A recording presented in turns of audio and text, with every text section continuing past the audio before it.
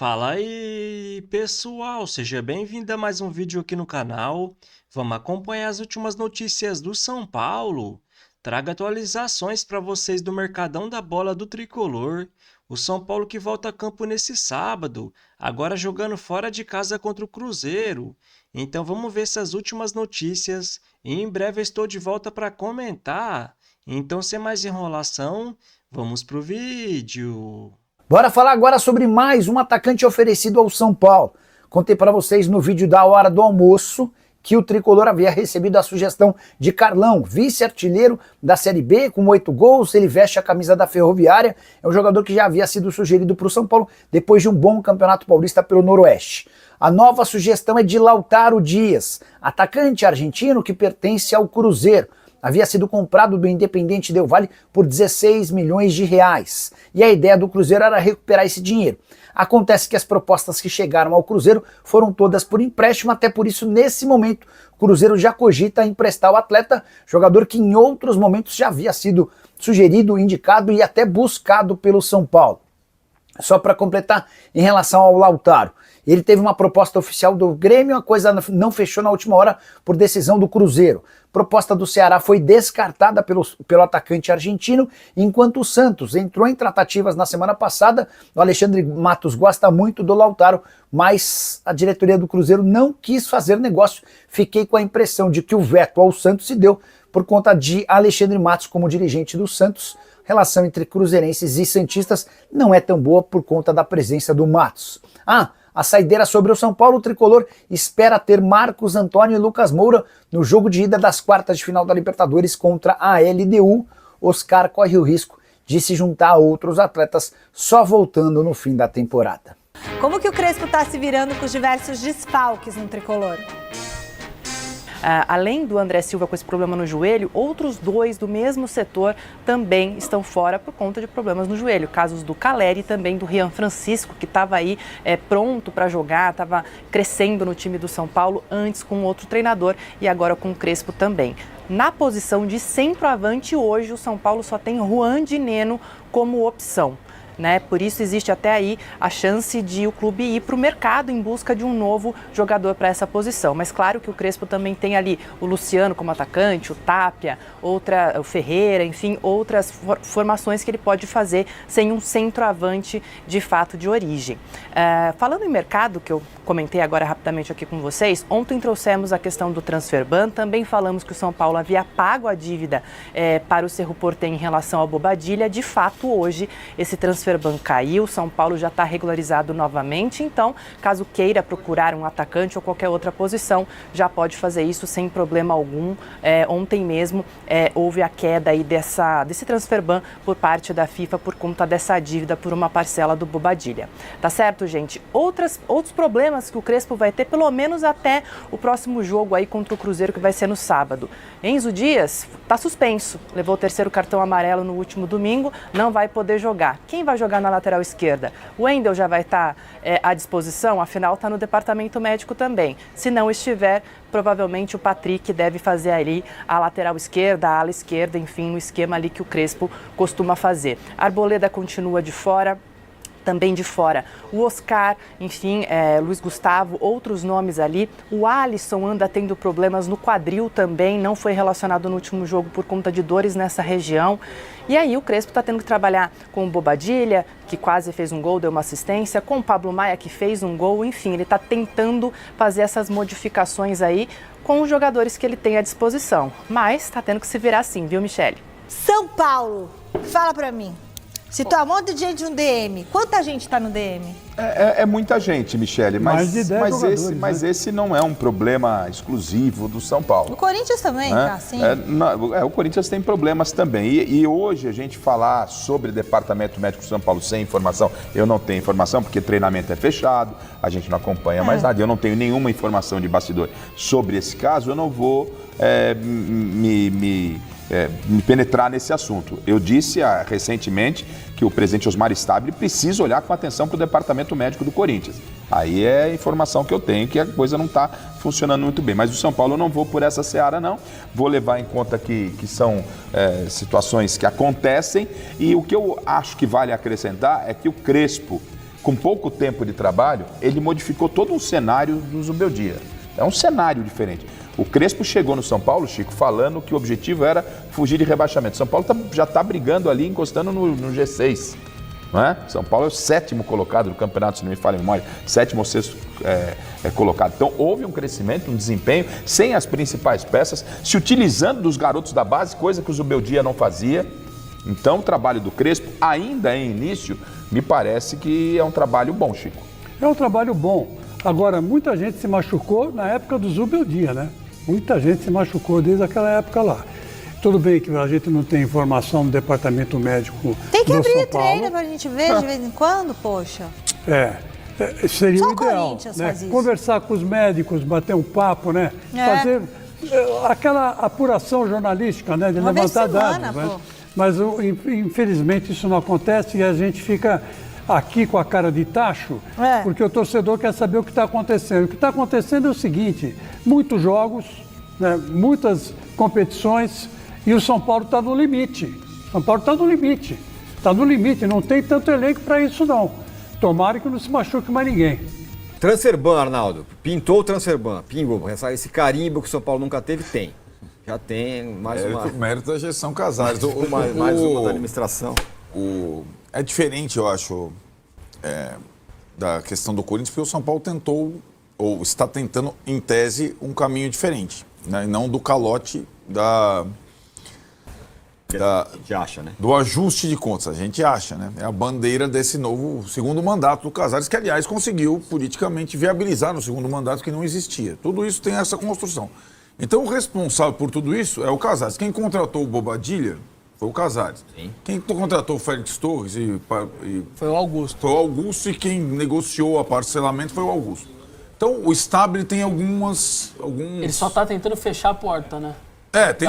Não foi tem ele que alguns abriu. álibis para quem está chegando agora, por enquanto. O Casares não tem álibi algum. E o Vessone ficou bravo comigo aqui, que eu falei o valor do Transferban.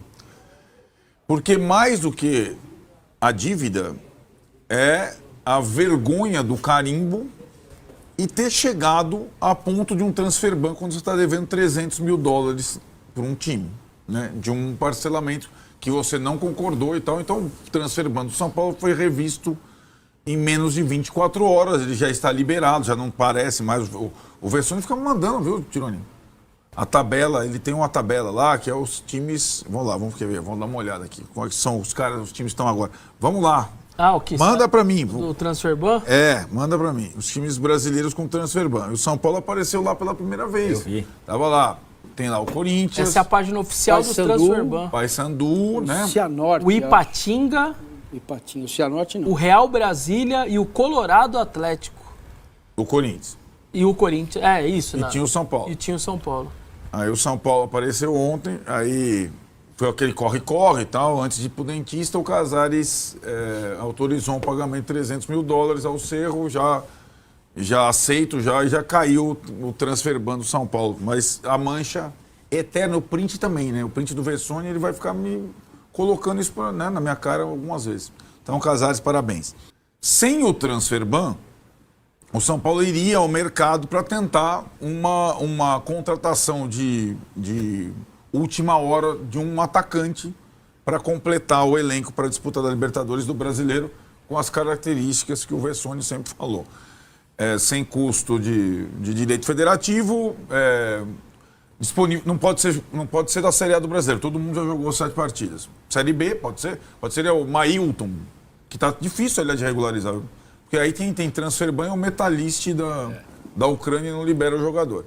Então, talvez até o dia 12 o São Paulo faça um corre para tentar um atacante. Que atacante bom poderia... Foi a mesma situação com o Dineno, que até agora não correspondeu, certo? E foi contratado para o lugar do Caleri, né? Enfim, não é uma certeza que o São Paulo vai conseguir contratar um centroavante. E acho que a situação aí que se coloca agora... na verdade, ela está um pouco separada. Ela se misturou com o Transferban, mas a situação do time para 2025, a gente sabe. Esse limite, talvez mais um jogador, esses 2 campeonatos com essa situação de restrição orçamentária. O que a gente não sabe ainda, e o que é a dívida do presidente do São Paulo para com o torcedor, é o resto. É do Transferban ao FIDIC, ao plano de reconstrução, à arrecadação, ao Marinax, ao etc, etc, etc. Então, antes de o Morumbi, que está aqui atrás de você, sabotar o time de futebol, torcer contra, fazer a informação, que o Morumbi esclareça as suas coisas, porque está cheirando mal, hein? Está cheirando mal, né? E não adianta post ou tal, porque depois que... Primeiro foi o fator técnico, treinador. Saiu o treinador, o alvo já não estava tão fixo, já estava passando para a administração. Agora, com esse carimbo do Transferban, Tironi, é o carimbo da administração Casares, que teve todas as condições, como disse o Massini, não uma situação insolúvel como a do Corinthians parece, para deixar o São Paulo minimamente do trilho. Ele não está conseguindo. E acho que ele não tem credibilidade. Ele ainda tem 1 ano e meio de mandato. Então vamos ver como é que vai ser esse próximo passo extra-campo. Então vamos comentar sobre essas últimas notícias do São Paulo. E após vencer o Atlético Mineiro por 2-0, o tricolor volta a campo nesse sábado, agora jogando fora de casa contra o Cruzeiro. Mais um jogo muito difícil e importante para o São Paulo buscar os 3 pontos. Até porque se não for o campeão da Libertadores, tem que buscar uma vaga na próxima via Brasileirão. Mas a situação do tricolor começa a se complicar, porque começa a perder todos os centroavantes, né, galera? Perdeu o Caleri com lesão no joelho, depois perdeu o Rian Francisco também com lesão no joelho, e o mesmo aconteceu agora com o André Silva. O São Paulo busca mais um centroavante no mercado, mas aí que vem a pergunta: será que realmente o São Paulo precisa de outro centroavante? Até porque, na minha visão, o time jogando com 3 zagueiros, um centroavante deixa sim um ataque mais lento, até porque no momento o São Paulo já conta com Ferreirinha, que pode formar dupla de ataque com o Luciano, tem um Henrique Carmo, tem um Gonzalo Tapia, os 3 jogadores com muita velocidade e mobilidade. Tem o Dineno, mas não acredito muito que o Dineno vai jogar nesse time, até porque é um jogador que chegou e até agora não mostrou nada. O São Paulo que vai contar com as voltas do lateral esquerdo Wendel, que sobe muito mais do que o Enzo Dias. Na direita chegou o Mailton, que sobe muito mais do que o Cedric. Vai contar também com a volta do Arboleda, que é muito bom na jogada aérea. Então, na minha visão, o São Paulo vai estar, sim, mais forte para essas quartas de final. Já alguns jogadores como Lucas Moura e Oscar, o São Paulo já não pode contar muito, né, galera? Então, outra pergunta: do que adianta, né, o São Paulo buscar tantos jogadores veteranos, como Luiz Gustavo, Lucas Moura, o Oscar, sendo que a maioria só fica machucado, e no final sempre quem salva o São Paulo é a base. Então, já que o clube atravessa uma grave crise financeira, tinha que investir mais na base, como deve fazer, né, galera? Agora, com essa parceria com o Evangelos Marinax, o São Paulo deve se tornar a melhor base do Brasil nos próximos anos e deve triplicar suas vendas, revelando vários jogadores. Então, na minha opinião, acho sim um bom negócio essa futura parceria do São Paulo com o Evangelos Marinax. E agora vamos ver como ficou a classificação do Campeonato Brasileiro. Mesmo com um jogo a menos, o Flamengo lidera com 46 pontos. Em segundo, com 2 jogos a menos, aparece o Palmeiras com 42. Em terceiro, o Cruzeiro com 41. Em quarto, Bahia com 36. Em quinto, Botafogo. Em sexto, Mirassol. Em sétimo, São Paulo. Os 3 com 32 pontos. Mas lembrando, tanto o Bahia quanto o Botafogo e o Mirassol têm 2 jogos a menos do que o São Paulo. Em oitavo aparece o Bragantino com 30. Em nono, o Fluminense com 27. Em décimo, Ceará com 26. Em 11º, Corinthians com 25. Em 12º, o Atlético Mineiro. Em 13º, o Internacional. Em 14º, o Grêmio. Os 3 com 24 pontos. Em 15º, o Santos com 21. Em 16º, Vasco da Gama com 19. Abrindo a zona de rebaixamento, Vitória. Em 17º, também com 19. Em 18º, Juventude com 18. Em 19º, Fortaleza com 15. Em último lugar, o Sport com apenas 10 pontos. Então o São Paulo evoluiu muito com o Hernan Crespo, né, galera? Agora em 21 jogos, venceu 8, 6 com o Hernan Crespo, empatou 8 e perdeu 5. Então muito diferente do São Paulo de Zubeldia, que não vencia em casa o Sport, o Fortaleza, perdia para o Mirassol e para o Vasco da Gama. Aí eu fico pensando, já pensou se o São Paulo tivesse trocado de treinador no começo do ano? Mas não, né, galera? Ficou escutando alguns comentaristas falando que estava sendo queimado o Zubeldia, sendo fritado, que não sei o quê, e demorou muito para trocar de treinador. E o Tricolor volta a campo nesse sábado, agora jogando fora de casa contra o Cruzeiro.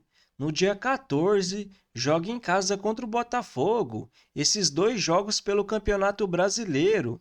No dia 18, joga o primeiro jogo das quartas de final da Libertadores, fora de casa contra a LDU.